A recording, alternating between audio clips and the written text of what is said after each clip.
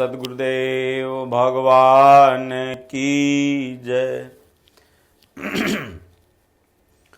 गुरु ब्रह्मा गुरु विष्णु गुरुदेवो महेश्वरः गुरु साक्षात् परं ब्रह्म तस्मै श्री गुरुवे नमः। त्वमेव माता च पिता त्वमेव त्वमेव बन्धु च सखा त्वमेव त्वमेव विद्या द्रविणं त्वमेव त्वमेव सर्वं मम देव देव। प्रिय भक्तों, आज चैत्र नवरात्र का दूसरा दिन है, जो प्रत्येक वर्ष आप लोग मनाते हैं। उसी क्रम में आज पूरे भारतवर्ष में माता ब्रह्मचारिणी, जो माता पार्वती जी का ही दूसरा नाम है, भगवान भोलेनाथ से सती जन्म में अलग हो चुकी हिमाचल के यहाँ जन्मी माता पार्वती जी ने देवर्षि नारद जी के बताए हुए मार्ग का अनुसरण करके, क्योंकि नारद जी ने जब हाथ देखा उनका, क्योंकि माता पिता अपने बच्चों के भाग्य की उत्सुकता रखते हैं अपने मन में, मेरा बच्चा क्या होगा। उसी क्रम में जैसे ही देवर्षि नारद घर पर पहुँचे, माता मैना ने अपनी प्यारी बिटिया पार्वती को लाके सामने रखा। बोले महाराज, इसका भाग्य बताएं।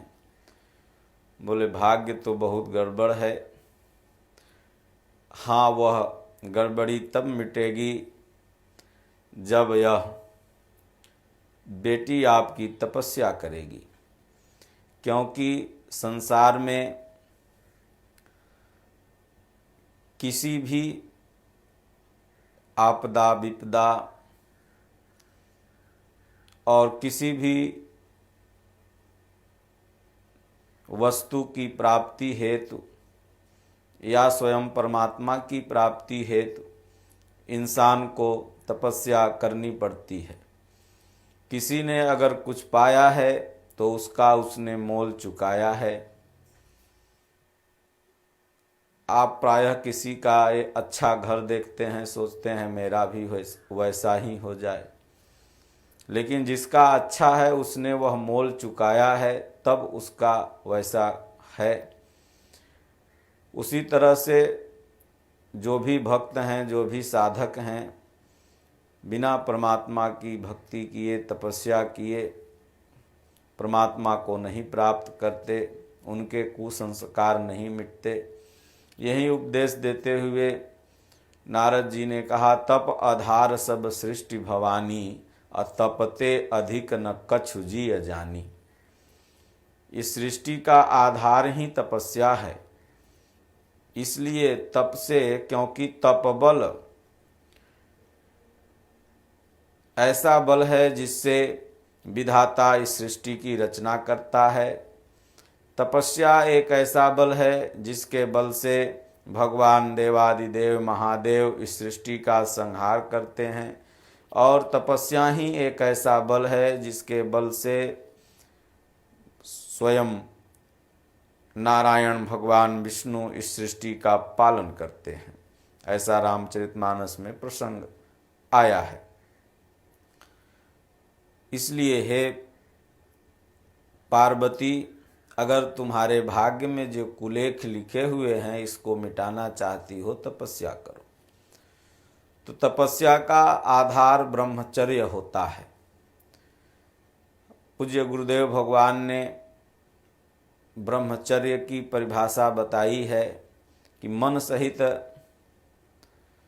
इंद्रियों को तपाना तप है और मन से विषयों का स्मरण न करना ही ब्रह्मचर्य है। इससे सकलेंद्रिय संयम होती है। एक इंद्रिय ही नहीं, अगर साधक ब्रह्म आचरत स ब्रह्मचारी उस परमात्मा को पाने का आचरण अपने हृदय में धीरे धीरे गीता के बताए हुए मार्ग पर, मानस के बताए हुए मार्ग पर वह चलने लगता है, तो धीरे धीरे उसके अंदर ब्रह्म आचरण की प्रवृत्ति जागृत होती है।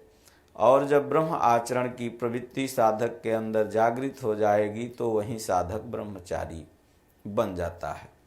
इसलिए आप लोग ध्यान से देखेंगे या समझेंगे या सुनेंगे कि आज जो माता पार्वती का दूसरा नाम है ब्रह्मचारिणी, तो तपस्या करने के पहले ब्रह्म आचरण की प्रवृत्ति, उसमें न आँखों से विषयोत्तेजक शब्दों को देखना है, न कानों से सुनना है और न मुख से कहना ही है। सकल इंद्रियों से अपने को परमात्मा की तरफ, जो हमारी इंद्रियां बहिर्मुखी हैं उसको अंतर्मुखी कर लिया साधक, अपने अंदर उस ईश्वर को देखने लगा। तो धीरे धीरे ऐसा आचरण ही ब्रह्मचर्य उस ब्रह्म तक की दूरी तय कराता है। तो ब्रह्मचारिणी देवी की आज ऐसा लोग कल्पना करते हैं, उनके दूसरे नाम को देवी की संज्ञा दे दिए और समझ लिए कि शैलपुत्री कोई और थी, पार्वती जी कोई और थी और ब्रह्मचारिणी जी कोई और हैं। और आगे क्रमशः मैं हर दिन जो 9 दिन में 9 माता पार्वती के नाम हैं उस पर चर्चा करेंगे। तो कहने का तात्पर्य है कि जब साधक ब्रह्मचर्य व्रत का आचरण करने लगता है तो वो जो परमात्मा हैं, भगवान भोलेनाथ हैं, वो उस साधक को मिलते हैं। उसको शिव कह लें, परमात्मा कह लें, भगवान कह लें, ईश्वर कह लें, प्रायवाची शब्द ही हैं। भगवान एक हैं, ईश्वर एक हैं। इसलिए ब्रह्मचारिणी माता पार्वती का यह दूसरा नाम पड़ा। इसलिए चलते फिरते, उठते बैठते, सोते जागते हमेशा नाम का जप और परमात्मा के प्रति जो हम उनके पाने की क्रिया है, जो हम उसका आचरण करते हैं, वही ब्रह्मचर्य है। और ओम श्री सद्गुरुदेव भगवान की जय।